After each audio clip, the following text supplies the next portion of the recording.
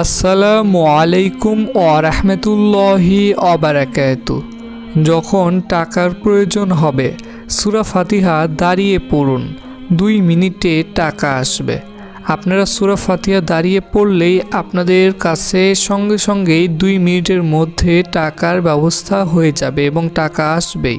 মহান আল্লাহ রাব্বুল আলামিন আপনাদের কাছে টাকার ব্যবস্থা করে দিবে সূরা ফাতিহাটি দাঁড়িয়ে পড়ার উসিলাতে। তো আপনাদের কাছে যে কোনো উসিলার মাধ্যমে টাকা চলে আসবে, সেটা আপনাকে কোনো মানুষ এসে দিয়ে যেতে পারে বা সেটা যে কোনোভাবে আপনাদের কাছে টাকা আসতে পারে। তো আপনাদের কত টাকার প্রয়োজন, ইনশাআল্লাহ তার থেকে বেশি টাকা পেয়ে যাবেন যদি আপনারা এই ছোট্ট একটি আমল করতে পারেন। তো আপনাদের যে কোনো দিনে বা যে কোনো সময়ে টাকার প্রয়োজন হতে পারে। এক কথায় বলতে গেলে যখনই টাকার প্রয়োজন হবে সেই সময় আপনারা দাঁড়িয়ে থেকে সূরা ফাতিহা একটি নিয়মে রয়েছে, সেই নিয়মে পড়বেন। দাঁড়িয়ে থেকেই আপনাদের সূরা ফাতিহা সম্পূর্ণ পড়তে হবে। তো সূরা ফাতিহা কতবার পড়বেন তা আপনাদেরকে তো জানিয়ে দিব, এবং সূরা ফাতিহা পড়ার আগে এবং পরে কিছু ছোট নিয়ম রয়েছে, সেই নিয়মগুলো আপনাদের মানতে হবে। এক কথায় বলতে গেলে এই আমলটি করার জন্য আপনাদের যা যা করতে হবে সেটা এখন একদম আপনাদেরকে সহজভাবে বলে দিচ্ছি। তো তার আগে আপনারা এখনও এই ভিডিওতে যারা লাইক দেননি লাইক দিবেন, এবং এরকম আরও নতুন নতুন আমলের ভিডিও পেতে অবশ্যই চ্যানেলটি সাবস্ক্রাইব করে পাশে থাকা অল নোটিফিকেশন অন করে রাখবেন। আর আগে থেকে আপনারা এই চ্যানেলটি যারা সাবস্ক্রাইব করে রেখেছেন আপনাদের জন্য অনেক বেশি ভালোবাসা রইল। তো এই যে আমলটি রয়েছে এই আমলটি যারা যারা করবেন, যদি আপনারা এই আমল করে রেজাল্ট পেতে চান এবং এই আমলটি করে আপনারা টাকা পেতে চান, তাহলে কিন্তু এই ভিডিওটি আপনাদের সম্পূর্ণ দেখতে হবে। এই ভিডিও সম্পূর্ণ না দেখলে এই আমল করে কোনো কাজ হবে না।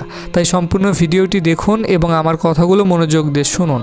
প্রথমত আপনাদেরকে বলে রাখি, এই আমলটি করার জন্য আপনাদের সকলকেই কিন্তু সূরা ফাতিহাটি মুখস্থ থাকতে হবে। যদি আপনাদের কারো সূরা ফাতিহা মুখস্থ না থাকে, একটু কষ্ট করে হলেও আপনারা সূরা ফাতিহা মুখস্থ করে নেবেন। তো আপনাদের সূরা ফাতিহা যাদের মুখস্থ নেই, তো আপনারা কিন্তু ভুলেও সঠিকভাবে সারা ভুলভাবে উচ্চারণ করে মুখস্থ করবেন না। বা অনেকে আছেন যারা বাংলা উচ্চারণ দেখে দেখে মুখস্থ করতে পারেন, কিছু কিছু জায়গাতে ভুল হতে পারে, তো এই ভুলটিও করা যাবে না। আপনারা অবশ্যই সূরা ফাতিহা মোবাইলে হোক যেভাবে হোক আপনারা সঠিকটি তেলাওয়াত শুনবেন, শোনার পর তারপর আপনারা তেলাওয়াত শুনে শুনে মুখস্থ করবেন। বা আপনাদেরকে আমি বেশি সুবিধার জন্য এখন এই ভিডিওটির স্ক্রিনে শুধুমাত্র বাংলা লেখা উচ্চারণ সূরা ফাতিহাটির শুদ্ধ তেলাওয়াত দিয়ে দিচ্ছি।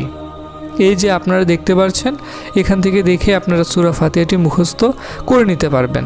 এখানে একবারে স্পষ্টভাবে শুদ্ধভাবে দেওয়া রয়েছে। তো আপনারা যারা এই আমলটি করবেন, প্রথমত মাস্ট বি আপনাদের সূরা ফাতিহাটি মুখস্থ থাকতেই হবে। আর এই আমলটি কিন্তু আপনারা মহিলা পুরুষ হিন্দু মুসলিম ছোট বড় সকলেই করতে পারবেন। শুধু সূরা ফাতিহাটি আপনাদের মুখস্থ থাকতে হবে, এতটুকুই। আর আপনাদের এই আমলটির নিয়ম জানতে হবে।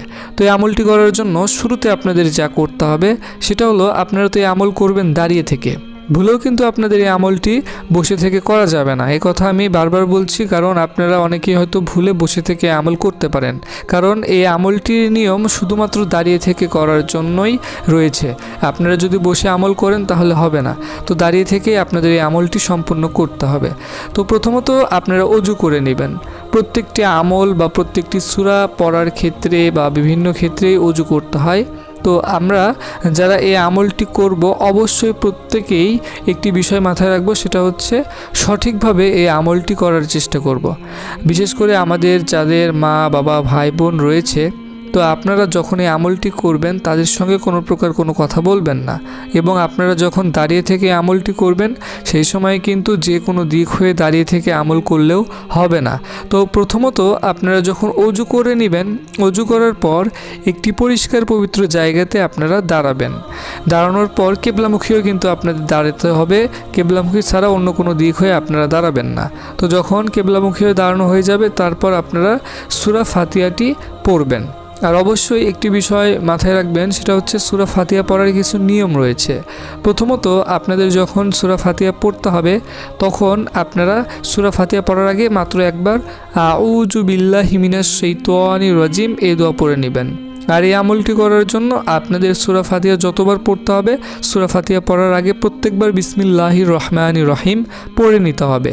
তো এতক্ষণ আপনাদেরকে তো এই আমলটি নিয়মের বিষয়ে অনেকটুকু জানিয়ে দিয়েছি, এখন মেন যেগুলো নিয়ম রয়েছে সেগুলো জানিয়ে দিচ্ছি।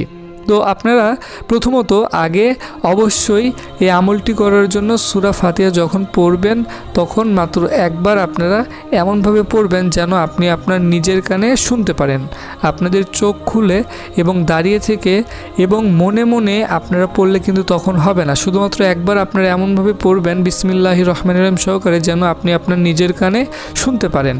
এবং আপনার আশেপাশে যদি কোনো মানুষ থাকে সেক্ষেত্রে তারা শুনলেও কোনো সমস্যা নেই, তবে আপনারা যারা লজ্জা করেন বা শরম করেন সেক্ষেত্রে আপনারা একাকী একটি রুমে বা আপনারা এমন একটি জায়গাতে আমল করবেন যেখানে আপনার আশেপাশে কোনো মানুষ থাকবে না।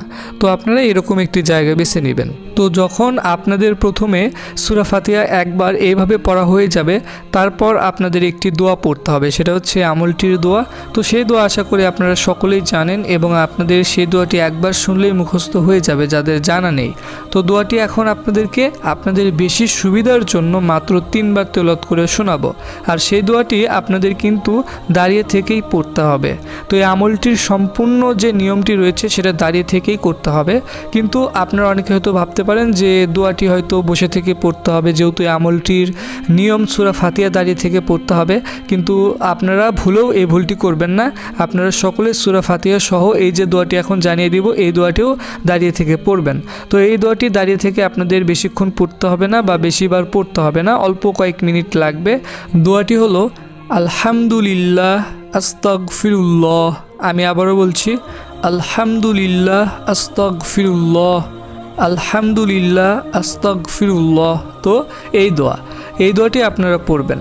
তো এই দোয়াটি আপনাদের পড়তে হবে, মনে মনে পড়লে কিন্তু হবে না, এই দোয়াটি পড়তে হবে আপনাদের এমনভাবে যেন আপনি আপনার নিজের কানে শুনতে পারেন। তো এইভাবে আপনারা এই দোয়াটি পড়বেন।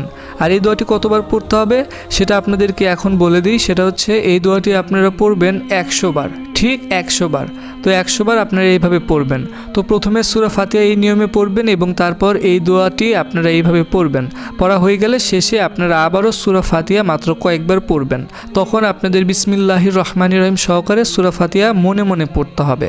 আর মনে মনে কতবার পড়বেন তা তো জানিয়ে দিব, তার আগে আপনাদেরকে বলে রাখি এই আমলটি যখন করবেন সেই সময়ে ভুলেও আপনারা একটি ভুল করবেন না, সেটা হচ্ছে এই আমলটির সময় তো আপনাদেরকে বলে দিয়েছি যে কোনো সময় আপনারা এই আমল করতে পারেন, যে কোনো দিনে এই আমল করতে পারেন, কিন্তু আপনারা এই আমলটি শুধুমাত্র একটি সময় বাদ দিয়ে করবেন, সেটা হচ্ছে এই যে 5 ওয়াক্ত নামাজের আজান রয়েছে শুধুমাত্র এই আজানের সময় বাদ দিয়ে আপনারা এই আমলটি করবেন।